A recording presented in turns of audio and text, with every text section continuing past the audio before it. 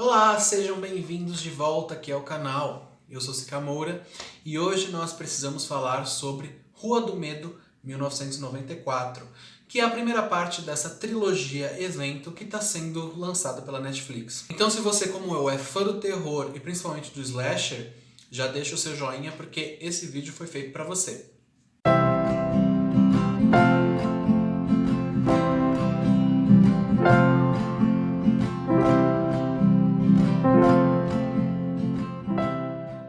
Um novo serial killer está à solta na sinistra cidade de Shadyside, conhecida como a capital dos assassinatos dos Estados Unidos. Mas quando uma jovem passa a ser alvo desse assassino, não só desse como de outros do passado, cabe ao seu grupo de amigos tentar protegê-la e descobrir qual é a relação desses estranhos acontecimentos com a maldição do passado.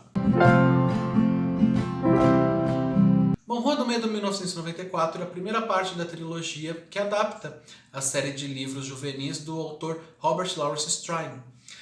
Depois de várias tentativas de trazer essas histórias para a telona, principalmente no final da década de 90, finalmente elas estão ganhando uma adaptação, só que para o streaming. E olha, essa mudança até que foi positiva, porque tinha uma dificuldade de adaptar essas histórias devido ao teor de violência que continham esses livros, e os estúdios ficavam receosos de criar um filme para jovens com uma classificação etária muito alta. Aí aqui no streaming isso não é um problema. Então eles conseguiram fazer uma adaptação bem violenta sem se preocupar com a classificação indicativa. Mas o que eu acho que é o grande diferencial dessa produção é que pela primeira vez a gente tem nesse tipo de filme uma protagonista assumidamente lésbica. E não só isso, a Dina, que é interpretada pela canadense Kiana Madeira, ela tem um papel de destaque, né? E o relacionamento dela com a ex é um dos pontos centrais dessa história, né? Aí só por isso eu já acho que Rua do Medo já é um marco nesse sentido. Porque, gente, representatividade importa. Mas além disso, o filme ele consegue ser divertido, ele consegue ter personagens carismáticos e que são interessantes o bastante para você se importar realmente com o que está acontecendo com eles. Que é a chave de qualquer filme slasher, né? Porque você tem que se importar com as vítimas para se colocar no lugar delas e sentir medo por elas, né? Ao mesmo tempo em que o filme presta diversas homenagens ao gênero do terror, né? Ele também subverte algumas dessas coisas, como a gente pode ver logo na primeira cena, que parece muito com a cena de abertura do Pânico, de 1996, só que tem um desfecho completamente diferente. Gente, eu não sei vocês, mas eu sou completamente apaixonado pela série Pânico. Com certeza é um dos meus slashers favoritos. Só pra quem não sabe, slasher é aquele tipo de terror com um assassino mascarado perseguindo um grupo de jovens, que ficou muito famoso lá no final da década de 70, nos anos 80, e pegou uma parte dos anos 90, com sucesso principalmente por causa de produções como O Massacre da Serra Elétrica, como Halloween, como Sexta-feira 13 e o próprio Pânico. E aí uma curiosidade é que a diretora de Rua do Medo, a Leif Janiak, chegou a dirigir alguns episódios da série de Pânico. O Rua do Medo ele faz uma revisita a esses filmes e também a essa época, né? Ele mergulha de cabeça nos anos 90, inclusive brinca com a tecnologia dos anos 90 e faz isso muito bem. Diferente de algumas tentativas recentes, como foram American Horror Story 1984, Scream Queens e a própria série do Pânico. Os exemplos são todos de séries, né? Eu acho que justamente por isso que o filme se sai melhor, porque o slasher é uma trama muito simples. Assassino, vítima, vítima, vítima, solução do mistério, acabou. Então quando essa trama se estende para o formato de uma série, acabam gerando umas barrigas, o roteiro começa a descambar para uns lados e aí não fica bom. Isso não acontece aqui. Só que, né, Rua do Medo não é só um slasher. À medida que o filme vai avançando, ele vai abraçando cada vez mais o sobrenatural.